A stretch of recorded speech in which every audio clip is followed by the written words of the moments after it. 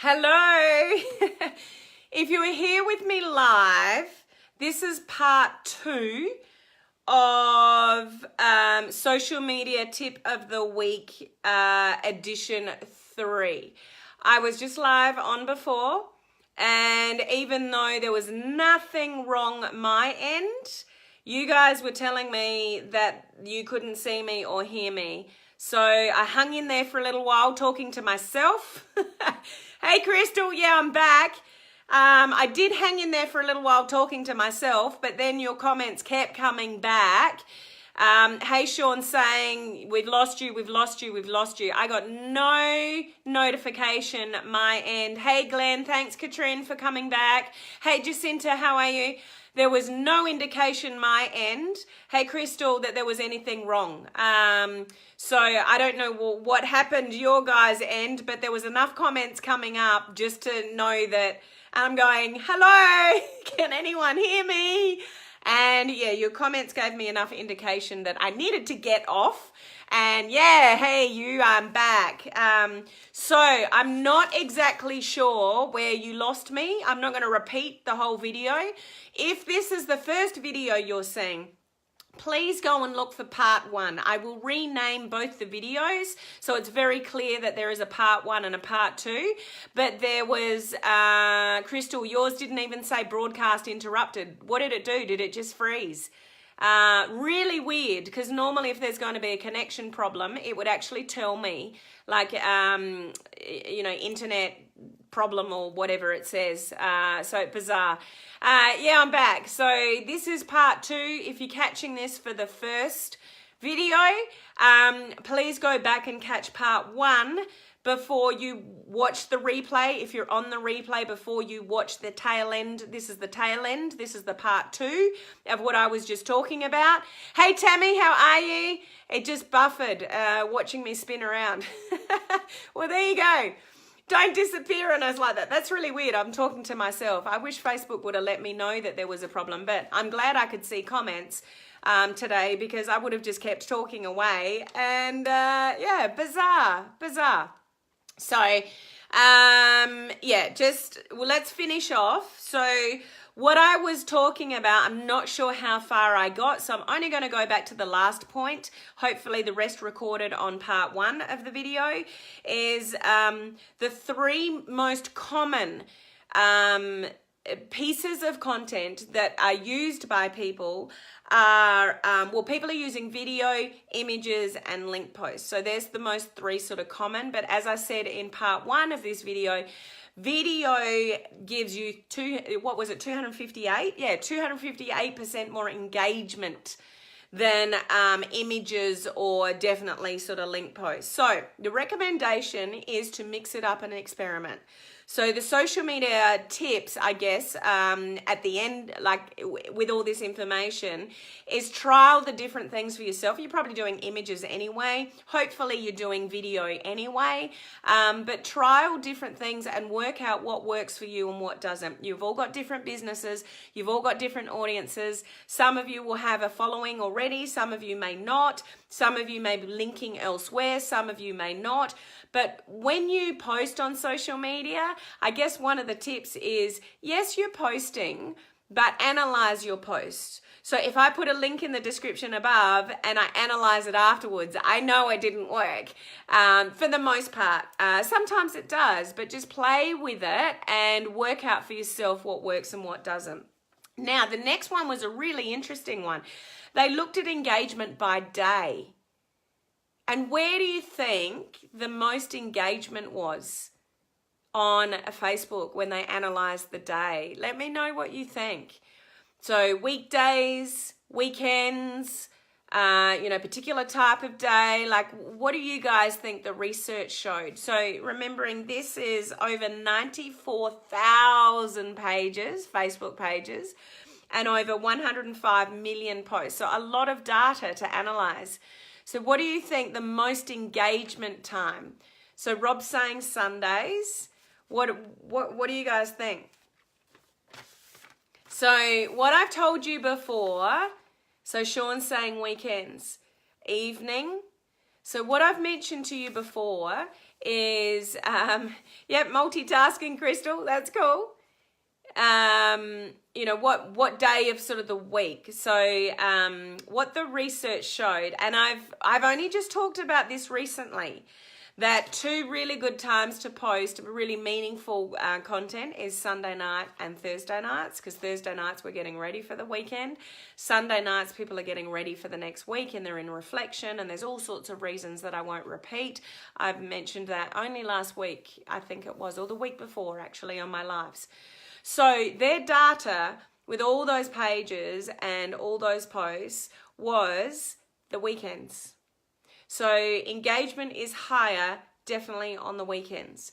Now, what I've told you previously is, like, on a Saturday, don't do anything really deep and meaningful, because you know, people are busy and they're happy and they're, you know, active and they're doing things, and yeah, they so what the research is showing is that people have more time to scroll and they're a little bit more relaxed. So they're sort of going through the content. Jacinta, I was going to say Sunday evening and Thursday night is interesting. Yep, so Sunday night is definitely the most popular, and Thursday night, I mean, it depends what you say in your post. You could put a post up on a Tuesday night, and if it's awesome content and what you're saying is absolutely amazing, then, you know, we don't necessarily need to stick to the time of day. Like, so take that, you know, in context. But when they analyze data, apparently Sunday night and Thursday night are the best times to sort of post. So what this research is showing is that people have actually got more time and more energy and a little bit more relaxed to absorb the content. But I would still add to that, your Saturday content might get more engagement, but you don't really want to be deep and meaningful and, you know, have really strong messages on a Saturday. Saturday is for, you know, it's the first day of the weekend. People are possibly doing something fun, something like that. Like their mood might be a little bit better. So we want to put something out there that's fun and engagement worthy. So when you do that, then it's going to get more engagement. And the Sunday night thing, it definitely just reinforces what I've already said.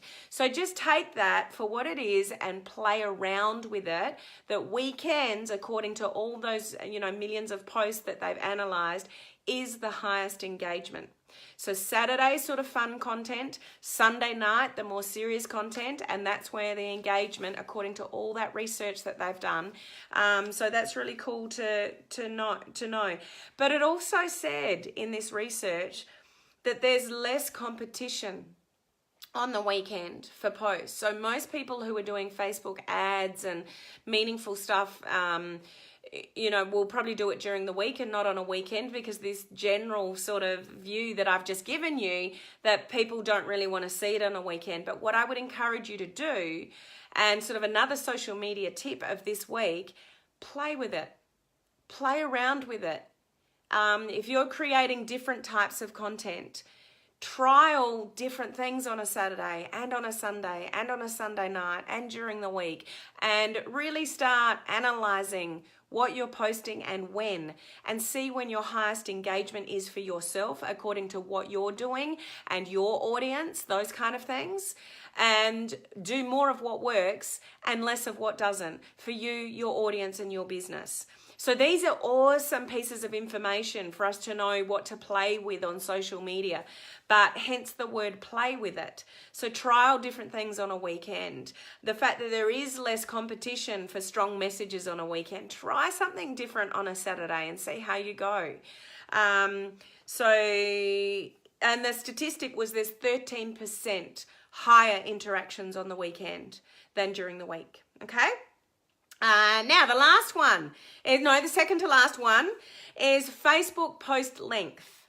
So the length of a post. So say you've got a written post, so you're actually writing words on the post, is what is more sort of popular and engaging to people. So 40% of the posts were between 50 and 150 characters. So that's what they're recommending is the most engaging and the most popular and the most effective with the amount of characters. So 50 to 150 characters. So there's obviously less than 50, there's above 150, there's, all sorts of variables. There's 0 to 50 and 50 to 100 and all that kind of stuff. But they're saying that the characters, like the number of, characters between 50 and 150 is where there was most engagement.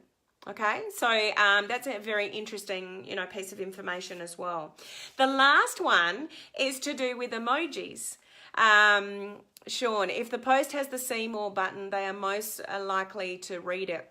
There's definitely, just on that, Sean, what you can say before the see more button will make or break your post. So your very first line in something, whether that's catchy, engaging, and, grabs somebody's attention, could make the difference between somebody pressing see more or not pressing see more. So the very beginning of your post is sort of critical, if you like, as to whether somebody's even going to push that see more, button. So the last one was about emojis. So this was interesting. I'll admit, if somebody writes peace and war post, I don't read it, Jacinta. Yeah, sometimes if the posts are too long, and something that I shared with my content creation bootcamp last week was if you're going to write a really long post, you have to break up the sentences with what we call technically white space. And white space is just a gap. So there's a sentence or two and then a gap, a sentence or two and gap. You put emojis either side of that, and it's so much easier to read than a massive big, more than 150 characters, no emojis, and it's all sitting on top of each other. That's probably what you're talking about, Jacinta. It'd go way too much. Bypass it. Hey, Brady, how are you? Awesome to see you jump on. So what the stats showed with all these posts they analysed was that 81% of people are still using the like emoji. So, just the general sort of thumbs up, 81% of people are still using the like emoji. But what's more effective is all the others. So the like emoji is still the most common, because when the sad face and the wow face and the love heart, they were all there, but people didn't embrace them. This is what the research sort of said in this study, that in the beginning, no one really embraced it. It was all about the thumbs up, the likes. And 81% of people are still using that in all those, millions of posts that they analyzed. But what their research has told us here is that the more effective ones to use are all the others, anyone but. So I don't know if you guys have noticed, but I will always use the love button. Sometimes I think, I don't know that person very well, and I'm using the love button. I wonder what they think. But it's just me now. I much prefer to use the love to any sort of comment. I always go back after my lives and, put a comment or a love or something like that. I very rarely use the like. I still do sometimes, but the other emojis like the wow or the sad face, it's got so much more emotion attached to it, which makes you stand out. So with 81, my biggest social media tip here is if 81% of people are still using the like, the thumbs up, don't use it. So if majority of people are doing something and you want to stand out, do something else. So use the love heart, use the wow emoji, use the sad face. Have you ever sort of thought about the power of a sad face emoji without any words? Without saying anything, you use the sad face emoji. What does that immediately tell somebody? It immediately conjures up an emotion, doesn't it? And you've not even said a word. So you could leave a sad face emoji on somebody's comment because they've said, the kids are not well, or, whatever it is, just as an example. And it's powerful, isn't it? The thumbs up is just, okay, cool, no worries, thumbs up. There's not as much power in the thumbs up than all the other emojis. So even though 81% of people are still using it, I would be saying to you the fact that everyone else is using it, make yourself stand out and use something different.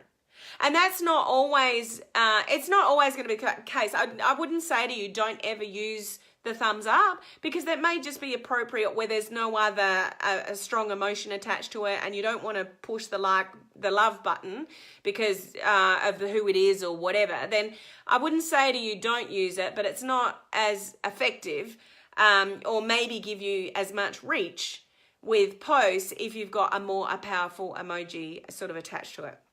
Okay, so yeah, it's Sean, you're right there, like it creates more of an engagement than, it's just the thumbs up is a bit more hum-ho now, isn't it?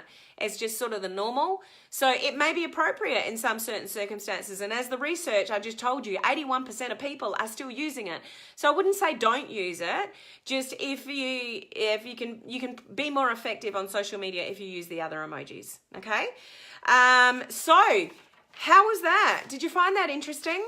So my biggest takeaways from that research, and there were other stuff, but they were the ones that I sort of pulled out to that, is just, and I keep saying it, and this reiterates it, is that video, 258% more engagement than images, photographs, link posts, those kind of other things. What does that tell you you need to be doing?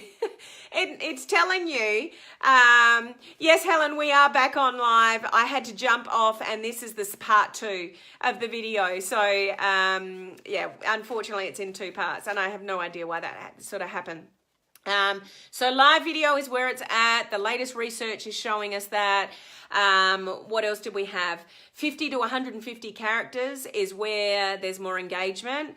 Using emojis other than the like button, the other ones, they're more powerful to use. And there was another one that I highlighted. What was it? The weekend one.